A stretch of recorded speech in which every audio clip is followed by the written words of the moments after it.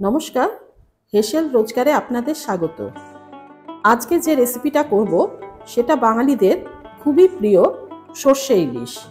ইলিশ মাছ দিয়ে আমরা অনেক রকম রেসিপি করে থাকি, কিন্তু বেশিরভাগ মানুষই সর্ষে ইলিশটা খেতে খুব পছন্দ করে। গরম ভাত বা পোলাওয়ের সাথে এটা খেতে অসম্ভব ভালো লাগে। অনেকেই এই সর্ষে ইলিশটা খুব ভালোই করেন, কিন্তু আমি কিভাবে করি সেটাই আপনাদের সাথে শেয়ার করছি। চলুন দেখে নেওয়া যাক। সর্ষে ইলিশ বানাতে আমি 5টা ইলিশ মাছের পিস নিয়েছি। মাছের পিসগুলোতে নুন আর হলুদ দিয়ে মেখে কিছুক্ষণ রেখে দেব। মাছগুলো নুন হলুদ মাখা হয়ে গেল। এবার মিক্সিতে 2 টিস্পুন কালো সর্ষে আর 1 টিস্পুন সাদা সর্ষে নিয়েছি। সর্ষেটাকে কিছুক্ষণ জলে ভিজিয়ে রেখেছিলাম। এতে সামান্য একটু নুন দেব, তারপর পেস্টটা তৈরি করে নিলাম। এবার এই সর্ষের পেস্টটাকে ছাঁকনিতে ছেঁকে নিচ্ছি। যাদের সর্ষে খেলে গ্যাস বা অম্বল হয়, এই ছেঁকে খেলে কিন্তু সম্ভাবনাটা অনেকটাই কম থাকে।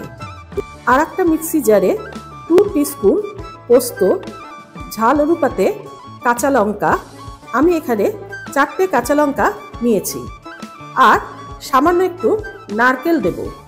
নারকেলটাকে ছোট ছোট পিস করে এর মধ্যে দিয়ে দেব।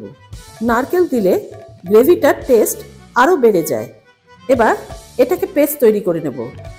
আমার পেস্টটা তৈরি হয়ে গেছে। এবার একটা কড়াই নিয়ে 3 টেবিল স্পুনের মতন সর্ষের তেল নেব।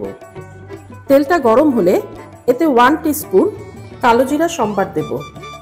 সম্বার দেওয়ার পর এতে 1 টিস্পুন হলুদ দেব।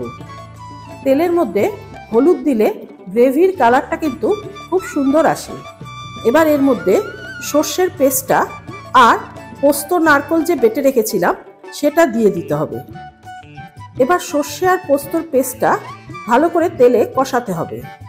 অনেকের কালো সর্ষেটা সহ্য হয় না, সেক্ষেত্রে সাদা সর্ষে ব্যবহার করেও করতে পারেন। মশলাটা কিন্তু অনেকটাই কষে এসছে, মশলা থেকে তেল বেরিয়ে এসছে।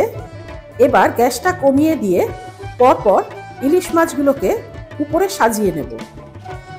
এক পিঠ কিছুক্ষণ রেখে তারপর খুব সাবধানে খুন্তি দিয়ে আর এক পিঠ উল্টে নেব। একটা পিঠ 1 মিনিটের মতন রাখলেই হবে।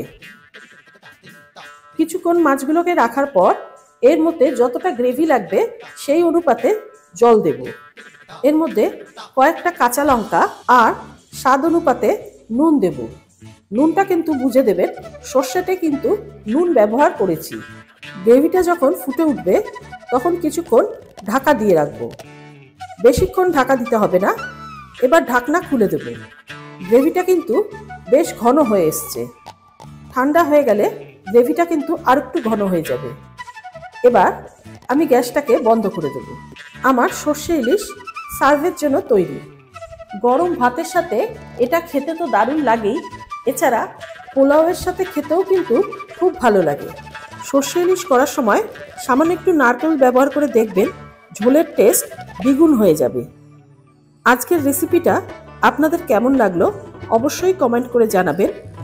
আর আমার চ্যানেলে নতুন বন্ধু হয়ে থাকলে সাবস্ক্রাইব করবার অনুরোধ রইল।